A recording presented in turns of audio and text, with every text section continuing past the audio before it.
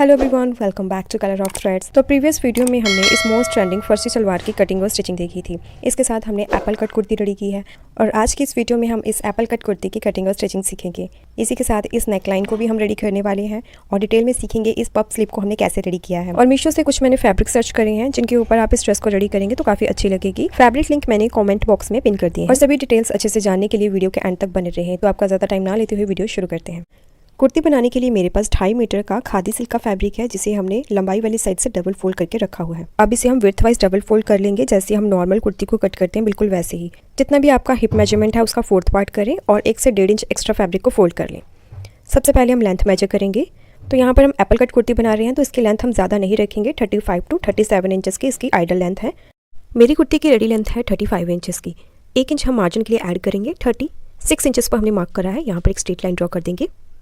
अब हम shoulder mark करेंगे। जितना भी आपका फुल शोल्डर है उसका हाफ करें। मेरा फुल शोल्डर है 14 इंचेस जिसका हाफ होगा 7 इंचेस। यहाँ पर हम शोल्डर लेंगे 7 इंचेस का। यहाँ पर हमें हाफ इंच शोल्डर डाउन देना है। अब हम आर्म होल लेंगे। तो ये स्मॉल साइज़ की कुर्ती है तो मेरा जो आर्म होल है वो आएगा 6.5 इंचेस। ऐसे ही अगर आपका मीडियम साइज़ है तो आपका 6.25 इंचेस आएगा। लार्ज साइज़ है तो 7 इंचेस का आपका आर्म होल रहेगा। अब जितना भी आपका फुल शोल्डर है उसमें से हाफ इंच कम करके यहाँ पर आपको मार्किंग करनी है। अब शोल्डर मार्किंग को इस वाली मार्किंग के साथ मिला दें। ऑन फुल साइड से 2.5 इंचेस पर मार्क करें। ये सिर्फ हमने शोल्डर डाउन देने के लिए मार्क करना है, ये हमारी नेक की विड्थ नहीं है। अब यहाँ पर हमने शोल्डर डाउन दे दिया है। वेस्ट लाइन लेंगे 15 इंचेस और हिप लाइन लेंगे 21.5 इंचेस की। अब इन दोनों मार्किंग के ऊपर सीधी सीधी लाइन्स ड्रॉ करें। तो यहाँ तक हमारी एक बेसिक कुर्ती की ही मार्किंग है। थोड़ा सा हम चेंज करेंगे जब हम हिप लाइन के ऊपर मार्क करेंगे। तो यहाँ पर जितना भी चेस्ट मेजरमेंट है उसमें मैंने 2 इंचेस की लूजिंग ऐड करी, उसका 1/4 पार्ट करके यहाँ पर मार्क कर लिया है। स्टिचिंग मार्जिन हमने लिया है 1 इंचेस का। स्टिचिंग मार्जिन को आप जितना कम रखोगे उतनी ही अच्छी आपको कुर्ती की फिटिंग मिलेगी। तो यहाँ पर मैंने 1 इंचेस की स्टिचिंग मार्जिन ली है और वेस्ट लाइन पर मैंने 4 इंचेस की लूजिंग ऐड करके उसका 1/4 पार्ट करा है। ये कुर्ती थोड़ी सी अगर आप नॉर्मल कुर्ती से लूज पहनेंगे तो अच्छी लगेगी। और 1 इंच हमने लिया है स्टिचिंग मार्जिन का और हिप लाइन पर मैंने 2 इंचेस की लूजिंग ऐड करके उसका 1/4 पार्ट किया है। यहाँ पर हमें स्टिचिंग मार्जिन लेना है सिर्फ हाफ इंच इतना। यहाँ पर 1 इंच इतना मार्जिन नहीं लेंगे, सिर्फ हाफ इंच इतना ही यहाँ पर हमें मार्जिन लेना है। अब स्केल की हेल्प से इन तीनों मार्किंग को जोड़ देंगे। जैसे हम नॉर्मल कुर्ती के ऊपर मार्किंग को मिलाते हैं बिल्कुल वैसे ही यहाँ पर हमने इसे मिला देना है। अब जितनी भी आपके हिप मेजरमेंट है सेम मार्किंग आपको बॉटम के ऊपर करनी है। मेरी हिप मेजरमेंट है 9.5 इंचेस। सेम हम बॉटम लाइन के ऊपर भी 9.5 इंचेस पर मार्क करेंगे। अब इस हिप मार्किंग को बॉटम लाइन के साथ बिल्कुल स्ट्रेट मिला दें। अब देखिए एप्पल कट कुर्ती में हम गुलाई कैसे देंगे। तो यहाँ पर हमें क्रॉस मार्किंग करनी है 2.5 इंचेस पर, यानी कि 2.5 इंचेस पर हमने मार्किंग करी। अब यहाँ पर अब हम फ्रेंच कप स्केल को ऐसे रखते हुए एक साइड से मार्किंग करेंगे। अब इसे घुमा के दूसरी वाली साइड से इस तरह से यहाँ पर मार्क करेंगे। तो यहाँ पर हमें प्रॉपर एप्पल कट कुर्ती की मार्किंग मिल जाएगी। अब जब हम कुर्ती को कट करेंगे तो यहाँ पर हाफ इंच एक्स्ट्रा हमें लेना है मार्जिन के लिए। तो इस पर हम अलग से फोल्डिंग पट्टी अटैच करेंगे। तो यहाँ से हाफ इंच ऐड करके इसे हम कट करेंगे। आर्म होल मार्क करने के लिए आर्म होल लेंथ का सेंटर मार्क करेंगे। जितना भी आपने शोल्डर लिया है उसमें से हाफ इंच कम करके सेंटर पर मार्किंग कर लें। यहाँ पर पहले हम फ्रंट आर्म होल को ड्रॉ करेंगे।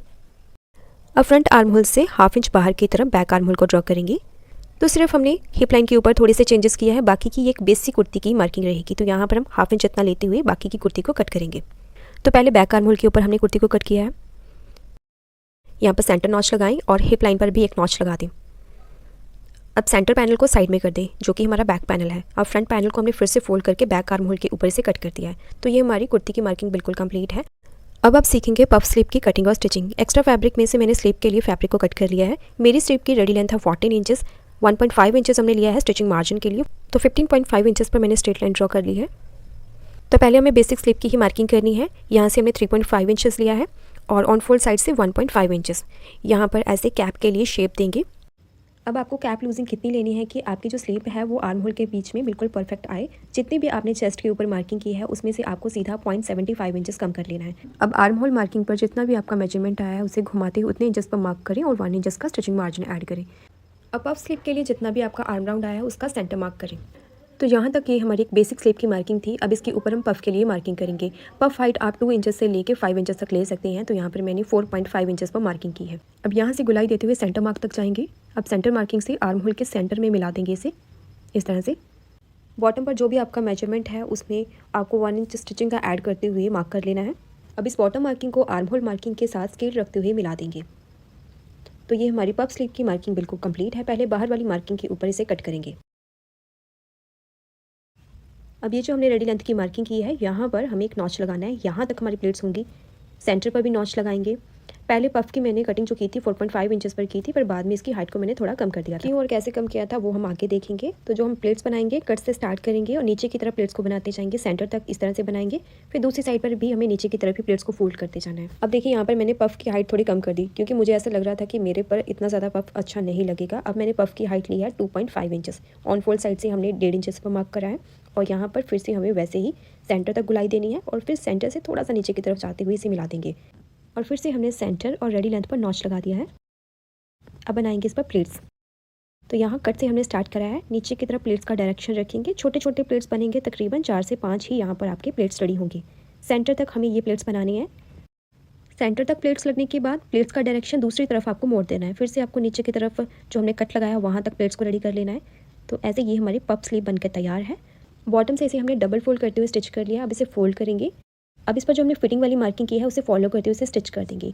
अब इसका हम फ्रंट आर्म होल कट करेंगे सिर्फ 0.25 इंचेस का।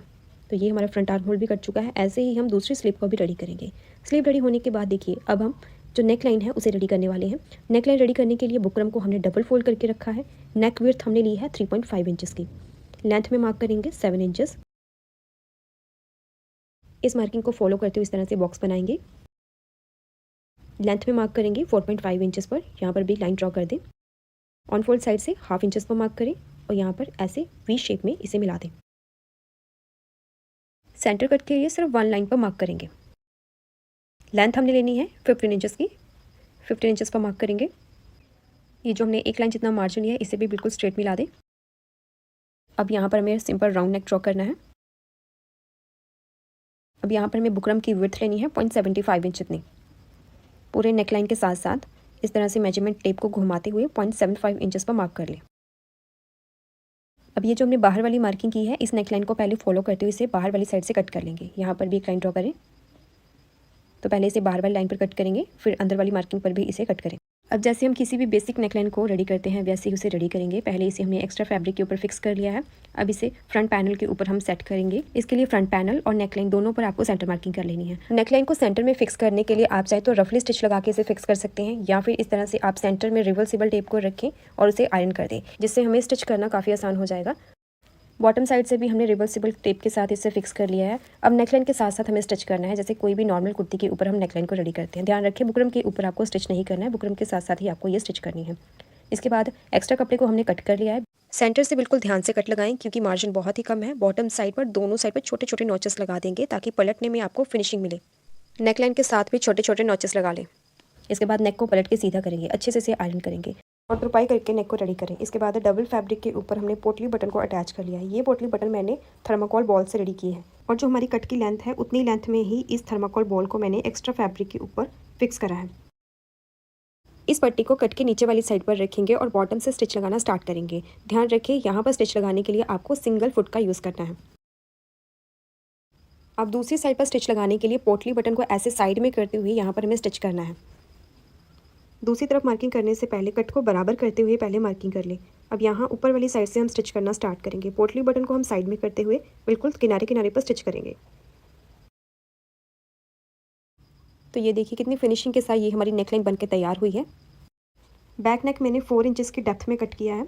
इसके ऊपर उरे पट्टी को हम अटैच करेंगे। अटैच करने के बाद इसे अंदर वाली साइड पर फोल्ड करके बैक नेक को तैयार करेंगे। ऐसे ही हमारा बैक पैनल भी बिल्कुल रेडी है।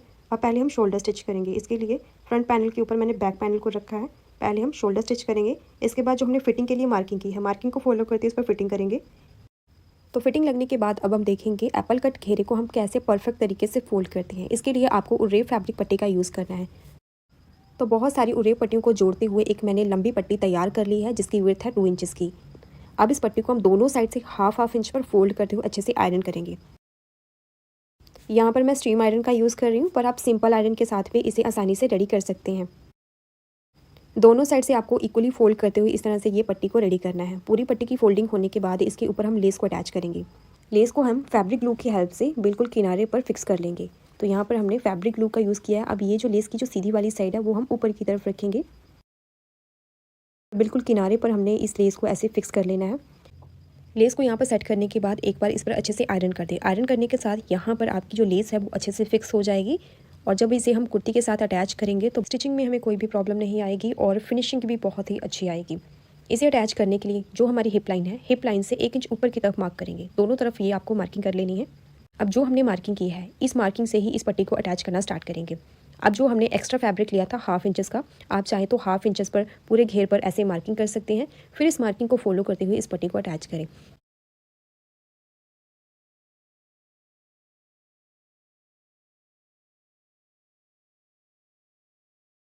पट्टी को हम सीधे वाली साइड पर रखेंगे। जो 1 इंचेस पर हमने मार्किंग की थी, बिल्कुल वहाँ से हमने पट्टी लगाना स्टार्ट करना है। पूरे घेर पर हमें ऐसे 1/2 इंच जितना मार्जिन लेते हुए पूरे राउंड में इस पट्टी को अटैच करेंगे। और पट्टी अटैच होने के बाद इसे अंदर वाली साइड पर कैसे फोल्ड करना है वो भी अच्छे से मैं आपको एक्सप्लेन करूँगी। तो पहले हम पट्टी को लगाना सीखेंगे।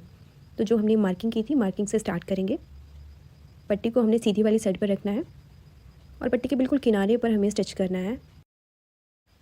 अब ये जो मैंने आपको मार्किंग करके दिखाई थी, सिर्फ इतना मार्जिन लेते हुए हमें इसे स्टिच करना है। ना मार्जिन को कम लेंगे और ना ही ज़्यादा, बिल्कुल किनारे पर स्टिच लगाते हुए इस तरह से पट्टी को अटैच करेंगे। यहाँ से इसे कट कर दें। पट्टी को यहाँ से हमने फोल्ड कर देना है। एंड पॉइंट पर इसे फोल्ड कर दें। ये देखिए हमारी बिल्कुल फिनिशिंग के साथ पट्टी लग के तैयार है। अब इस पट्टी को हम अंदर वाली साइड पर फोल्ड करेंगे। ऐसे हमें फोल्ड करना है और अच्छे से आयरन करना है। आयरन कैसे करना है, देखिए पट्टी को बिल्कुल लूज छोड़ेंगे। पट्टी को बिल्कुल भी खींचना नहीं है, क्योंकि ये उरेब पट्टी है, ये अपने आप ही अपनी जगह पर फिक्स हो जाएगी। तो पट्टी को ऐसे लूज छोड़ते हुए बिल्कुल गुलाई के ऊपर आपको आयरन कर देना है। ये देखिए पट्टी को हमने बिल्कुल लूज छोड़ा, इसके ऊपर आयरन करेंगे तो ये अच्छे से फिक्स हो जाएगी। ऐसे ही दोनों साइड पर पहले घेरे को अच्छे से आयरन करके सेट करें। और आयरन करने के बाद इसे पहले ही आप स्टिच ना करें। आपको क्या करना है, यहाँ पर रिवर्सिबल टेप के साथ जो हमने फोल्डिंग की है इसे पहले फिक्स कर लेंगे रिवर्सिबल टेप के साथ। ये देखिए इस तरह से जो हमारी फोल्डिंग है, फोल्डिंग के बीच में हमने रिवर्सिबल टेप को रखते हुए अच्छे से आयरन कर लिया।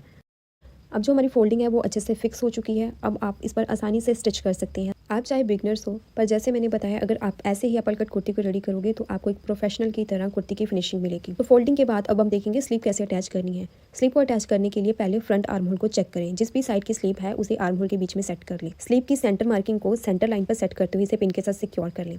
इस स्लीव को हम सेंटर से लगाना स्टार्ट करेंगे। पहले हाफ स्लीव को अटैच करेंगे, फिर दूसरी वाली साइड से बाकी की हाफ स्लीव को हमें अटैच करना है। मैं आपको एक स्लीव अटैच करना सिखाऊंगी, वैसे ही आप दोनों स्लीव्स को अटैच करेंगे। तो शोल्डर के सेंटर से हम स्टार्ट करेंगे स्टिच करना और इसे बॉटम वाली साइड पर हमें स्टिच करते जाना है।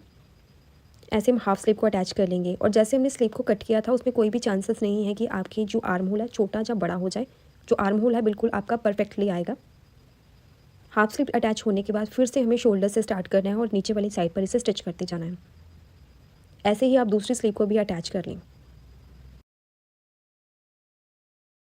दोनों साइड का जो मार्जिन है उसे मोड़ के साइड में कर देंगे और फिर इसके ऊपर स्टिच करेंगे। ये देखिए हमारी जो स्लीव है वो लग चुकी है। ऐसे ही आप दूसरी स्लीव को भी तैयार करें। ये हमारी स्लीव का फाइनल लुक है। आई होप आज की जो वीडियो है वो आपको पसंद आई हो, अच्छे से समझ आई हो। अगर फिर भी कोई भी डाउट है तो आप कमेंट करके पूछ सकते हैं। इसके साथ ये हमने फर्शी शलवार रेडी की है, इसका लिंक मैंने डिस्क्रिप्शन में ऐड कर दिया है, वहाँ पर क्लिक करके आप इस वीडियो को देख सकते हैं। सो आज के लिए फ्रेंड्स बस इतना ही। ये वीडियो आपको कैसी लगी लाइक और कमेंट करके ज़रूर बताएं और ऐसी और वीडियोस को देखने के लिए चैनल को सब्सक्राइब करके बेल आइकन को प्रेस करना ना भूलें। सो मिलते हैं नेक्स्ट वीडियो में किसी नए टॉपिक के साथ। तब तक के लिए बाय बाय।